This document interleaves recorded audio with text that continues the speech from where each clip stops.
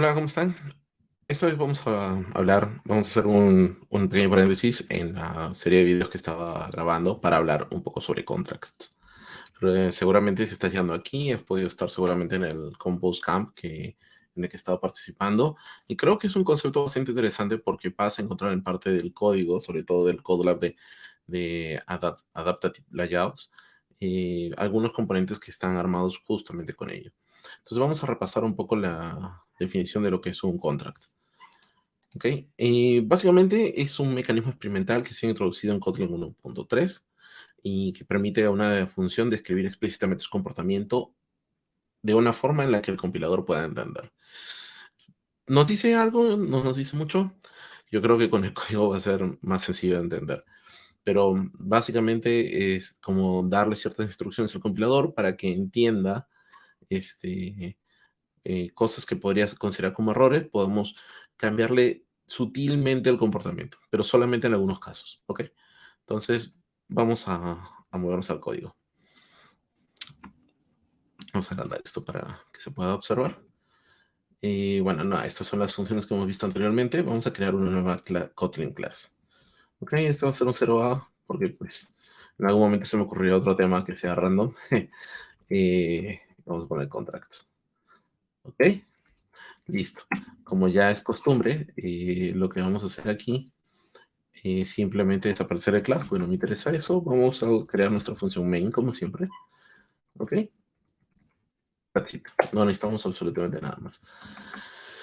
Entonces, ¿cómo empieza esto? Vamos a hacerlo de... Yo tengo justo... Por aquí había escrito un poco de código previamente. Ya. Eh, ya, un ejemplo bastante sencillo. Por ejemplo, ¿no? Vamos a construir una pequeña función. ¿Ok? Una función sencilla que va a recibir como parámetro un string. Oh, no se ve. Ahí está. Un string. Así que ya sabemos que en este caso es nullable, ¿no?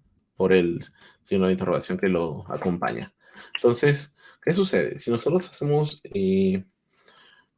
si tratamos de acceder directamente a alguna de las funciones o propiedades que tiene este objeto, el compilador nos va a saltar, ¿ok? Nos va a decir, bueno, que solamente es mediante una invocación de tipo safe o non-null, es que se puede hacer una invocación básicamente a esa propiedad. Lo que vamos a hacer aquí, vamos a hacer un S diferente de null. Probablemente el compilador nos va a sugerir alguna solución mucho más smart que esa. Pero, siendo el caso, vemos que de esta manera podemos acceder directamente a la función porque en este proceso se produce un mecanismo que se llama SmartCast. Recordemos que en Kotlin un string sin signo de interrogación no es lo mismo que un string con signo de interrogación. Entonces, básicamente cuando tú liberas o validas la nulabilidad, ¿no? Es como el caso de aquí, implícitamente el compilador entiende, ya, este objeto que en teoría es nulo debido a esta verificación, lo puedo castear directamente a un non-null, ¿ok? O sea, que aquí ya no va a permitirte un valor nulo. Ok, hasta ahí estamos bien. Pero, ¿qué pasa si, por ejemplo, nosotros queremos llevar esta, esta función a otro plano? O sea, si la queremos sacar de aquí, ¿no? ¿Qué haríamos? O sea, por ejemplo, vamos a crear una función, una extension function, que sea nuestro is not null, ¿ok? Y simplemente que donde queremos que nuestro, queremos asegurar que nuestro disk sea diferente de nulo. Y esto lo vamos a querer usar acá, ¿ok? O recordemos, bueno, aquí le estamos poniendo como una expresión, pero si quisiéramos colocarlo como un block body, probablemente tendríamos que hacer algo así, ¿no? No estoy muy seguro que prácticamente te permite hacerlo. Claro, requiere Claro, aquí tendríamos que colocarle un boolean, ¿ok? Para que pueda explícitamente reconocer este tipo. Pero digamos, ¿no? Ya tenemos esta extension function. Entonces vamos a reemplazar esto de aquí. Entonces, ¿qué pasa si nosotros invocamos a nuestra nueva y flamante extension function? It's not null. Vemos que el detalle es que nos vuelve otra vez el compilador a marcar un error aquí, porque no es capaz de identificar esta validación que existe aquí. Y este es uno de los escenarios donde entran los contracts. Porque hablábamos de que los contracts, por definición, eh, nos permite decirle al compilador o proveerle más información sobre una función al compilador. Entonces, ¿qué quiere decir? Que aquí tenemos que hacer algo, tenemos que verificar esto de tal forma que le podamos brindar información al compilador de que, por ejemplo, cada vez que se ejecute esta función y sus resultados sean true, ok, puede implícitamente entender que, que pues aquí se puede hacer un smartcast. Entonces, ¿cómo haríamos eso? Vamos a mantener esto aquí y lo que vamos a agregar a continuación es vamos a hacer invocación a esta función contract. Esta función contract lleva consigo, o sea, va a recibir un bloque de código, ¿no? Que como vemos va a recibir un builder y que simplemente no retorna nada, ¿no? Pero quien lo va a entender va a ser el compilador. Entonces, en este caso, una definición bastante normal es, ok, le voy a decir, cada vez que retornemos, en este caso, cada vez que esta función retorne un true, esto implica, eh, esto va a implicar que esta función como tal, ok, que esto es diferente de nulo. Que el objeto que se esté trabajando aquí es un no nulo. Aquí nos va a dar un error, pero básicamente es porque necesitamos, como esto es experimental, necesitamos marcar esto como experimental. Entonces aquí, bueno, podemos ir aplicando en diferentes niveles eh, ¿no? Podemos hacerlo así, podemos pagarlo así, o sea, de forma tal que va, por ejemplo, acá a pedirnos también agreguemos la anotación. Muy bien. Entonces, de esta forma, el contrato aquí nos ayuda a proveer la información al compilador, ¿no? De esta forma, el compilador está seguro que acá puede hacer un smartcast y pues no hay mucho, ya no te va a generar ningún problema de compilación. Entonces, el rango de acción de los contracts es muy limitado. De hecho, o sea, se pueden hacer cosas de este estilo, como básicamente que te retorne nulo, es nulo o valores booleanos, pero no te acepta otro tipo de datos. Este es un tipo de contrato que existe.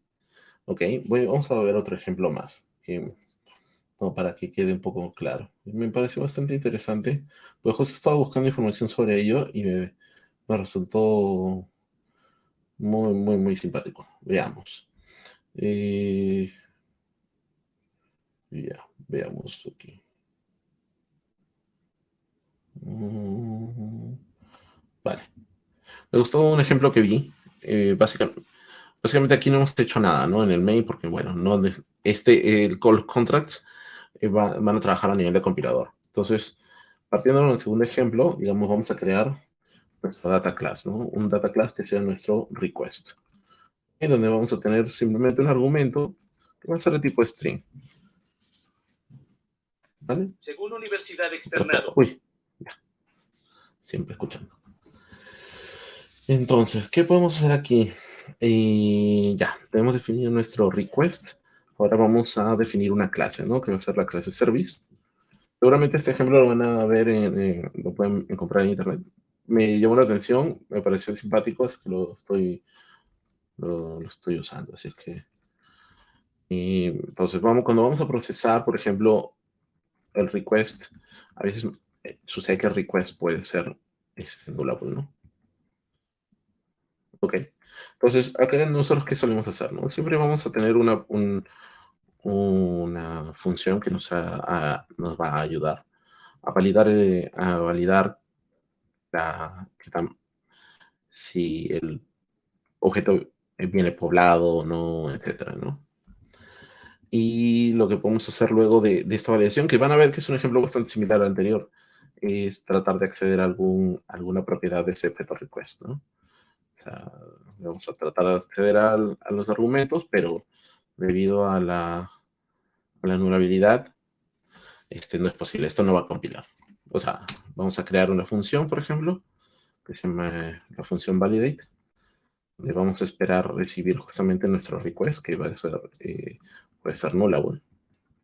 Ok, entonces aquí vamos a hacer algunas validaciones, ¿no? Entonces, si el request es igual a nulo, podemos lanzar un throw illegal argument exception, ¿ok?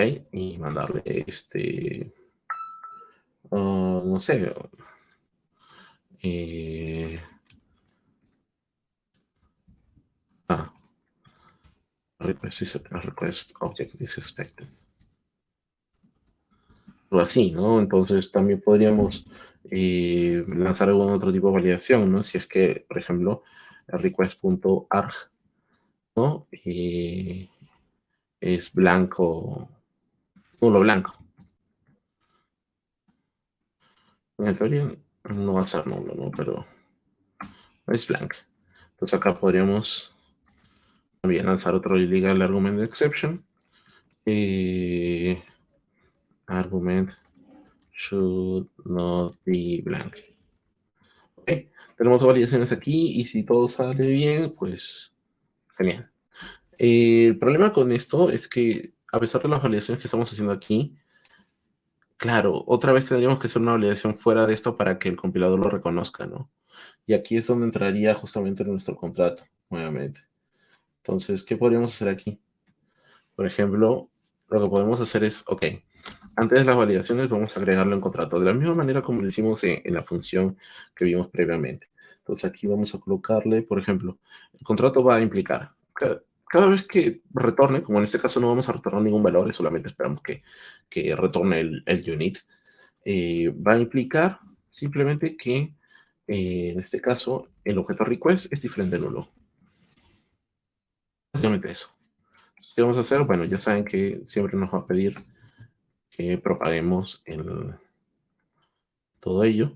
Y si se dan cuenta, bueno, siempre hay dos formas, ¿no? Sea el opt-in o tenemos el propagate, ¿no? Que básicamente como experimental contracts va a pedirnos que en cada lugar tengamos justamente esta validación de experimental contract, esta anotación de experimental contracts.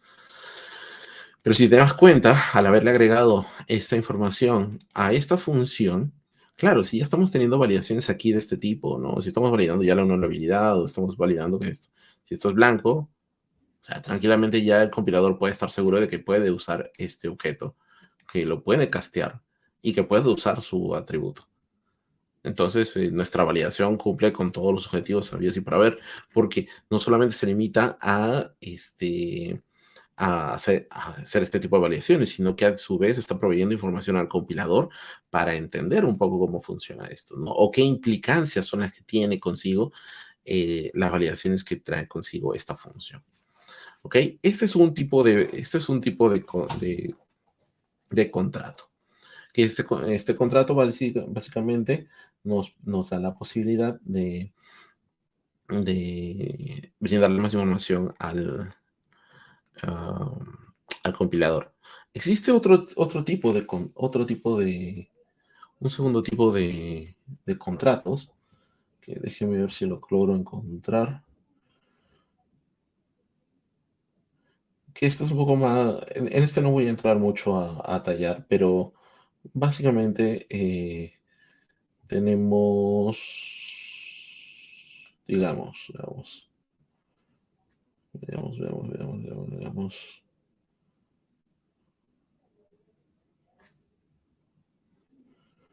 Por ejemplo, déjeme ver.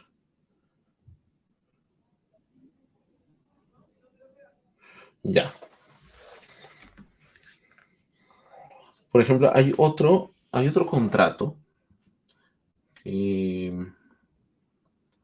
vamos a ver si lo tenemos por acá. De hecho, vamos a buscarlo directamente en la documentación para que sea sea más limpio. Ok, entonces bueno, si vamos a calling contracts,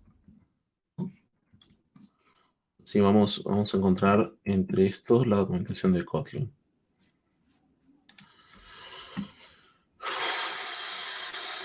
Claro, el otro, hay justo una... Nosotros lo que estamos usando son justamente los efectos en este caso. Déjame ver si está... perdón. Vamos a...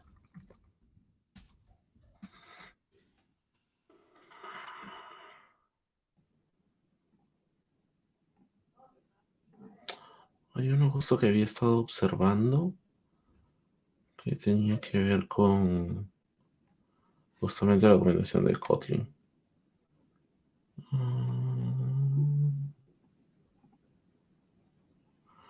Ya, filo. Qué raro, no sale el...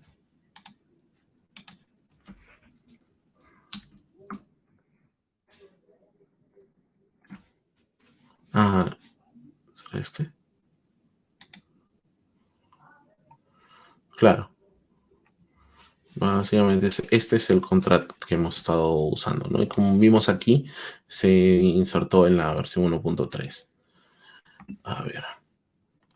¿Qué otra cosa podríamos hacer aquí? Entiendo que otra cosa que nos permiten hacer los contracts como tal es justamente validar que una función sea ejecutada una única vez. Ahora, eso lo vamos a ver también en código. Entonces vamos a agregar una función más acá. Y déjenme ver qué tengo por acá. Claro, justamente vamos a usar una función llamada callInPlace. Ya, por ejemplo, ¿no?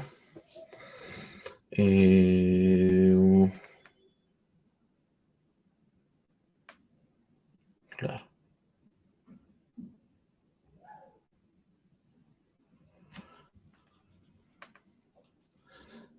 Ya, a ver, vamos a buscar el callInPlace.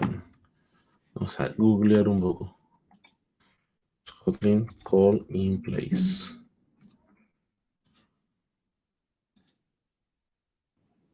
Claro, es este de aquí, ¿no? Donde nosotros tenemos esta función callInPlace. Y este es otro contract también que existe. Entonces, este especifica una función que es justamente el lambda que se le pasa aquí a esta función. Y este contrato especifica que en la función, este lambda como tal puede ser invocado durante, durante la llamada del, o sea, propietario de esta función, ¿no? Y no puede ser invocado después que la función que lo eh, propietaria, digamos, después de que la llamada sea completada. O sea, tiene que llamarse durante eso. Y opcionalmente la función es invocada una cierta cantidad de veces que se especifica justamente, se especifica a través del parámetro kind. ¿Ok? Entonces vamos a ver cómo es esto. Oh, el calling place. Es todo un tema esto. Entonces digamos que yo tengo... Okay, vamos a intentar seguir los pasos de esto. Digamos que tengo una inline function. Ok, vamos a ver si nos sale. Ok, va a recibir un parámetro, un tipo R. Voy a ejecutar aquí algo. Voy a esperar un bloque de código que es un. Voy a esperar un lambda que retornar R. Ok. Y simplemente voy a retornar el bloque, ¿no? Es medio raro esto. Ya. ¿Cuál es el tema? Digamos que yo quiero. A ver. ¿Qué sucede? Si yo quiero usar esa función con in place. Entonces, así creo una variable, que es como lo que están haciendo aquí, y trato de ejecutar mi función, ¿no? En my run. Recordemos que recibo un lambda, ok, de tipo R. Entonces, simplemente si yo le pongo igual a 1, y después intento hacer un println de i, veamos qué error nos sale aquí. Claro, el compilador te salta aquí, ¿no? Porque te dice, oye, podría existir una doble inicialización, ¿no? Entonces, una posible reasignación. Entonces, por esa razón, no te permite acceder o asignarle un valor a la variable i. Pero en este caso, ¿qué podemos hacer? Como hablábamos, este segundo tipo de contratos, que solamente vamos a repasar, ustedes pueden encontrar toda la información que quieran, pero para repasarlo más, nos puede permitir proveerle información al compilador de que esta función solamente va a ser ejecutada una sola vez.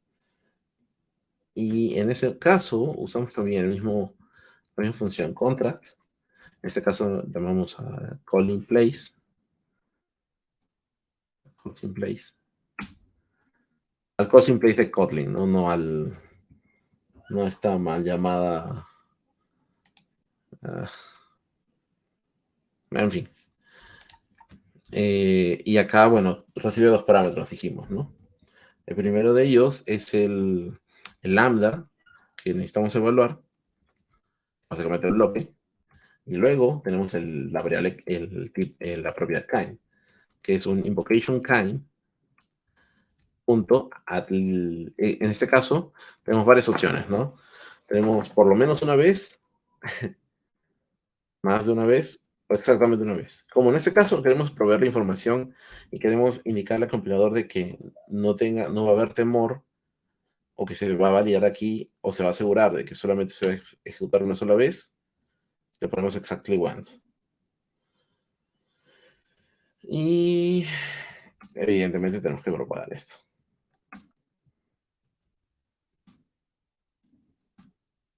¿Ok? Y de esta forma le podemos decir al compilador que, por ejemplo, la invocación de este bloque de código se va a ejecutar una sola vez. ¿Ok? Entonces con eso le estamos proveyendo mayor información. Ya el compilador de alguna forma puede saber, ¿no? Por un lado, si un valor es nulo o no, y por otro lado, es cuántas veces se puede ejecutar esto. Entiendo que hay otras funciones, otros contracts también. Estos no son los únicos, de hecho. Vamos a ver, ya habíamos visto, claro, aquí habíamos visto el contract, que básicamente, claro, que tiene que ver con esto. Y veamos qué más hay. Entiendo que hay más funciones. Claro, está calls in place, están returns también. Claro. ¿Y qué más? Entiendo que, déjeme ver. Estamos en la página 2, creo. Habíamos visto los contracts aquí. Y claro, tenemos conditional effects, tenemos una serie de interfaces que se pueden usar para ello, ¿no? Aparte de nuestra función como tal. Pero básicamente es como para proveer información de manera muy puntual al compilador sobre ciertas implicancias que tienen nuestras funciones. ¿Ok? Entonces vimos este primer ejemplo donde podemos proveerle o enseñarle o digamos o informarle al compilador de que nuestra función creada implicaba también que había una validación de por medio, ¿no? Entonces, de esta forma, el compilador podría hacer el smartcast, en este caso, ¿no? Y en este segundo caso, bueno, también hicimos algo parecido, solamente que en este segundo caso trabajamos con una función que retorna un unit. Recuerden que cuando una función no tiene valor de retorno, implícitamente está retornando un unit, que básicamente está representado por esto. A diferencia de este otro que acá sí retornamos un valor, ¿no? Explícito. Y también, ¿qué más? Y bueno, aquí abajo hemos visto otro tipo de contrato también, pero que nos permite validar la cantidad de ejecuciones, ¿no? Que se efectúan sobre una función. Lo cual en este caso, que no estoy muy seguro dónde lo vamos a utilizar. De hecho, es una cuestión muy, muy anecdótica por la cual estoy grabando este video. Es que, pues, Por ejemplo, ¿no? Aquí puedes declarar una variable, ejecutar una función, esperar una asignación y asegurarle a decirle al compilador, oye, solo este bloque se va a ejecutar una sola vez. No va a haber una doble reasignación. ¿Vale? Entonces, básicamente esos son los contratos. Es un vistazo bastante rápido a esto. No he entrado más a detallar más sobre el asunto, pero si les interesa y si les parece curioso, bueno, pues aquí lo tienen, ¿no? Si es que en caso de alguna vez se encuentran con un Codelab que tiene el uso de contracts en su código. ¿Ok? Y bueno, entonces vamos a volver a la presentación. Listo, ya terminamos con la parte de código. Ya saben que en los contratos se pueden encontrar en la documentación de Kotlin. No hay más. Y bueno, y nos vemos a la próxima. Espero que les haya servido esto. Bye.